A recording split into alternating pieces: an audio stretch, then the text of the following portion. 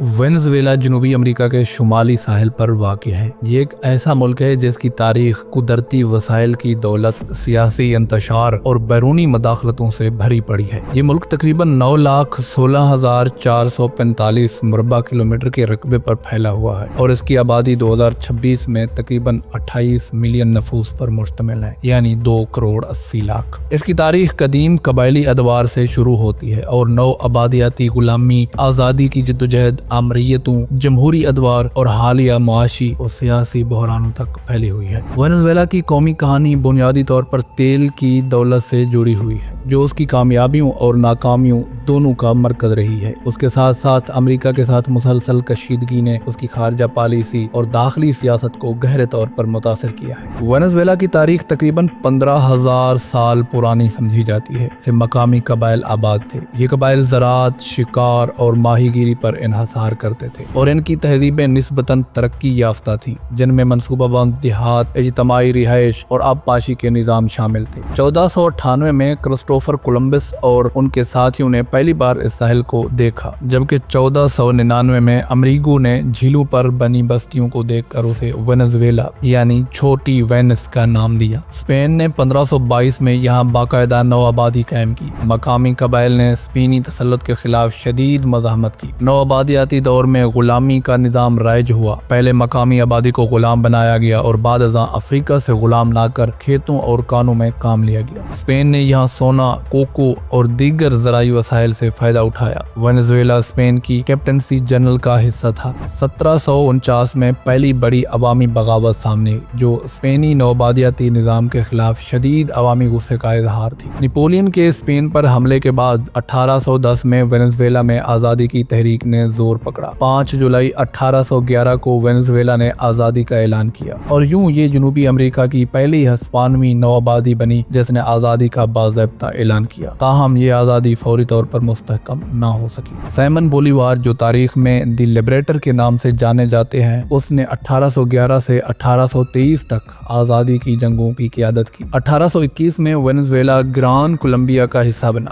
جس میں موجودہ کولمبیا اور ایکواڈور بھی شامل تھے، لیکن 1830 میں یہ اتحاد ٹوٹ گیا اور وینزویلا ایک آزاد جمہوریہ کے طور پر سامنے آیا۔ امریکہ نے 1835 میں وینزویلا کو باضابطہ طور پر تسلیم کر لیا۔ 19ویں صدی وینزویلا کے لیے شدید سیاسی انتشار، خانہ جنگیوں اور آمریتوں کا دور ثابت ہوئی۔ 1846 سے 1870 تک مسلسل خانہ جنگیاں ہوتی رہیں، جن میں مختلف فوجی سردار اقتدار کے لیے برسر پیکار رہے۔ ان میں انطونیو جیسے طاقتور حکمران بھی شامل تھے۔ غلامی کا خاتمہ 1854 میں کیا گیا، تاہم سیاسی عدم استحکام برقرار رہا اور علاقائی سردار مرکزی حکومت کو مسلسل چیلنج کرتے رہے۔ 1908 سے 1935 تک خوان کی طویل آمریت قائم رہی، جس نے اگرچہ تیل کی دولت کی بنیاد رکھی لیکن سیاسی آزادیوں کو سختی سے کچل دیا۔ 20ویں صدی کے آغاز میں وینزویلا تیل کی پیداوار کا عالمی مرکز بننے لگا۔ اگرچہ تیل کی ابتدائی دریافت 1914 میں ہوئی، لیکن 1922 میں لیک مارکیبیو میں ہونے والی بڑی دریافت نے ملک کی تاریخ کا رخ بدل دیا۔ 1920 کی دہائی میں تیل کی پیداوار 1 ملین بیرل سالانہ سے بڑھ کر 137 ملین بیرل تک پہنچ گئی اور وینزویلا امریکہ کے بعد دنیا کا دوسرا بڑا تیل پیدا کرنے والا ملک بن گیا۔ 1929 تک وینزویلا دنیا کا دوسرا بڑا تیل برآمد کنندہ تھا، تاہم یہ ترقی ڈچ ڈیزیز کا باعث بنی، جس میں تیل کے شعبے کی بالادستی نے دیگر صنعتی اور زرعی شعبوں کو شدید نقصان پہنچایا۔ 1943 کے ہائیڈرو کاربن قانون کے تحت ریاست نے تیل کمپنیوں سے 50% منافع حاصل کرنا شروع کیا۔ 1958 میں فوجی آمریت کے خاتمے کے بعد جمہوریت بحال ہوئی اور رومولو بیٹانکورٹ کو وینزویلا کی جمہوریت کا بانی کہا جانے لگا۔ 1958 سے لے کر 1998 تک کا دور دو بڑی سیاسی جماعتوں کے درمیان اقتدار کی باری باری منتقلی پر مشتمل تھا۔ 1960 میں وینزویلا نے اوپیک کی بنیاد رکھنے میں کلیدی کردار ادا کیا، جس کا مقصد عالمی تیل کی قیمتوں کو کنٹرول کرنا تھا۔ 1970 کی دہائی میں تیل کی قیمتوں میں اضافے سے وینزویلا کو بے مثال معاشی خوشحالی ملی اور یہ لاطینی امریکہ کا امیر ترین ملک بن گیا۔ اسی دہائی میں تیل کی پیداوار تقریباً 3.7 ملین بیرل یومیہ کی بلند ترین سطح پر پہنچ گئی اور 1976 میں تیل کی صنعت کو قومی ملکیت میں لے لیا گیا۔ تاہم 1980 کی دہائی میں تیل کی قیمتوں میں کمی نے شدید معاشی بحران کو جنم دیا۔ 1999 میں کراکازو کے نام سے عوامی بغاوت پھوٹی، جبکہ 1992 میں 2 ناکام فوجی بغاوتیں ہوئیں، جن میں ہوگو شاویز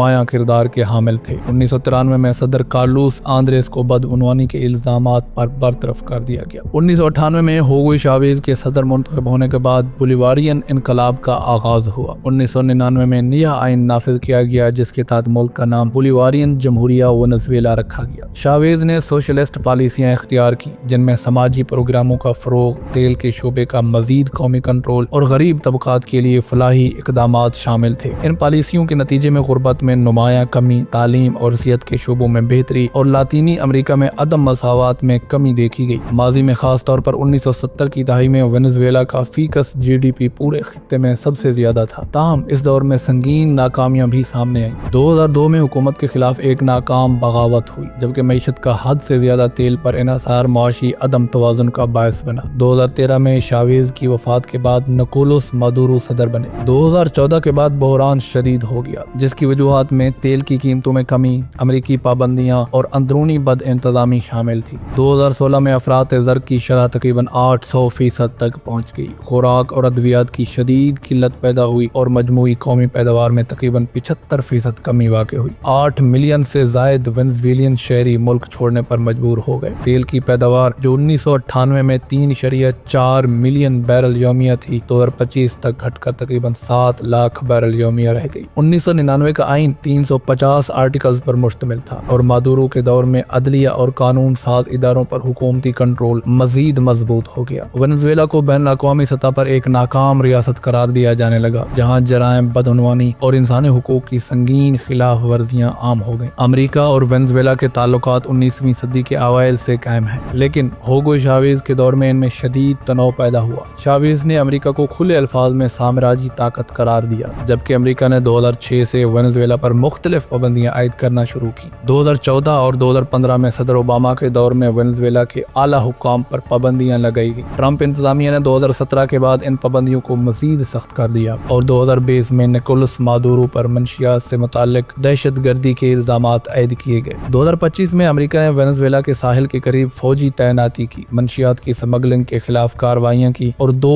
ऑयल टैंकर्स पर कब्जा किया। ये कशीदगियां बुनियादी तौर पर तेल की दौलत और वेनेजुएला की सोशलिस्ट पॉलिसियों की गिर्द घूमती रही क्योंकि अमरीका वेनेजुएला को अपने जोग्राफियाई और सियासी असर रसूख में रखना चाहता था। 2026 में ये तनाव अपने उरूज पर पहुंच गया। 3 जनवरी को अमरीका ने एब्सोल्यूट रिजॉल्व नामी ऑपरेशन के तहत काराकास पर हमला किया जिसमें तकरीबन 150 हथियारों ने बमबारी की। निकोलस मादुरो और उनकी अहलिया को गिरफ्तार करके न्यूयॉर्क मुंतकिल किया गया। अमरीकी सदर ने ऐलान किया कि अमरीका आर्जी तौर पर वेनेजुएला के इंतजाम संभाल रहा है और तेल की सनत की बहाली करेगा। इस कार्रवाई को बैन अक़वामी कवानीन की सरीह खिलाफ वर्जी करार दिया गया जिस पर रूस, चीन, ईरान और क्यूबा समेत कई ममालिक ने शदीद मजम्मत की। दलसी रोड्रिग्स को अबूरी सदर मुकर्रर किया गया और मादुरो को 5 जनवरी को अदालत में पेश करने का ऐलान किया गया। ये वाक़यात अमरीकी साम्राज्यत की एक वाज़े मिसाल के तौर पर देखे गए जो वेनेजुएला की खुद मुख्तारी को बराह रास्त चैलेंज कर रहे हैं। वेनेजुएला की तारीख इस हकीकत की वाज़े मिसाल है कि कुदरती वसाइल की बेपनाह दौलत किसी कौम के लिए तरक्की का जरिया बन सकती है और तबाही का सबब भी। तेल ने वेनेजुएला को खुशहाल बनाया लेकिन यही दौलत उसके शदीद बहरानों की जड़ भी बनी। अमेरिका के साथ कशीदगियां इसकी खुद मुख्तारी के लिए मुसलसल खतरा बनी हुई हैं और 2026 का अमेरिकी हमला मुल्क की तारीख में एक नया और फैसला कुन मोड़ साबित हो रहा है। अगरचे वेनेजुएला का मुस्तकबिल गैर यकीनी दिखाई देता है लेकिन इस कौम की जिद्दोजहद अभी तक खत्म नहीं हुई।